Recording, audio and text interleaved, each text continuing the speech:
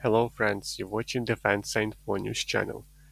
Volkswagen German company is considering the production of military equipment for the German army. This decision is driven by the current geopolitical situation and the need to invest in European security.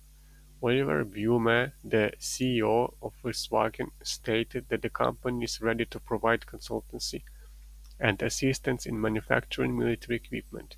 He emphasized that Volkswagen has sufficient experience and competence in the automotive industry to consider such projects.